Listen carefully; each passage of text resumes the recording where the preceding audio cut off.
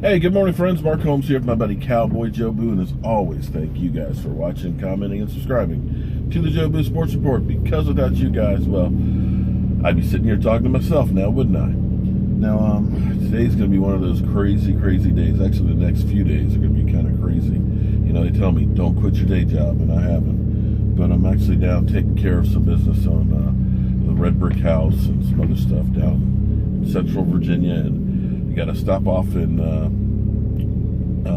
Culpeper and pick up some doors from a historic house that I've got to put back together, and then I got to run by a museum in D.C. and look at some stuff because they had subcontracted out some work to a company, and it's too complex for them, and they need me to figure out how to do it. So I've got to do all that, and of course talk about the Dallas Cowboys. Now, I'm going to tell you, it's always funny because one of the things I love doing with this channel is talking about the talking heads and pointing out how many times they're wrong. Because, you know, if you don't know better, God, minimize your muffler, dude. What the fuck?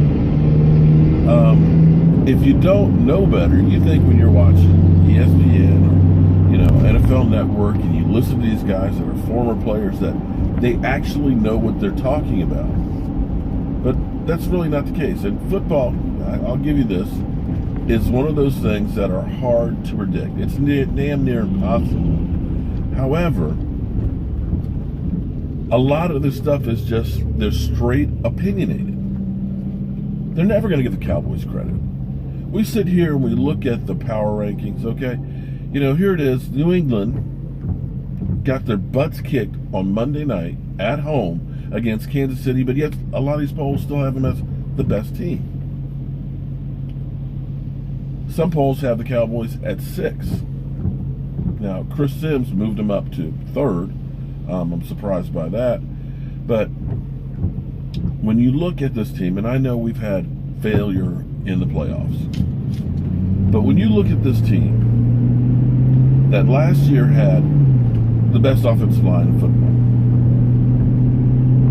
And I know the experts will say that offensive line isn't going to be that good. They lost, you know, Doug Free and Ron Leary. And in my mind, I kept telling you, I've been saying this all along. I said, listen, La'el Collins was the starter before Ron Leary until he got hurt.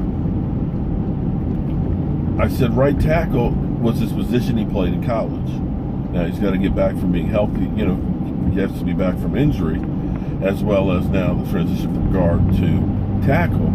I said, but that's going to be an upgrade. And I said, a guard position can be protected more than a tackle. Tackles are key. And I said it's truly going to be an upgrade.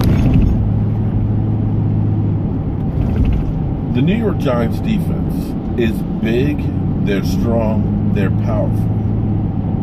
But when you have La'el Collins do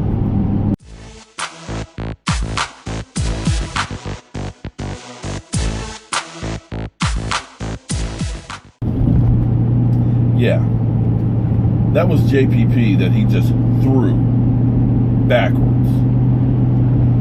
You think Doug Free, Talking Heads, ever did that to anybody? We're not talking about just, you know, a defensive back or anything like that. We're talking about JPP. And that offensive line went toe-to-toe with the New York Giants' big, nasty defensive line, one of the best ones in football, and made mincemeat out of them. So yeah, that offensive line, and I said this before, has the potential to have 4 Pro Bowl players on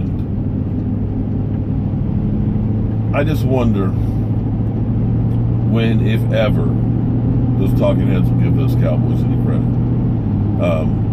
Of course, they're kind of ridiculing Anthony Brown because he said that he's looking for this Dallas defense to get 40 takeaways. And that's a tall order.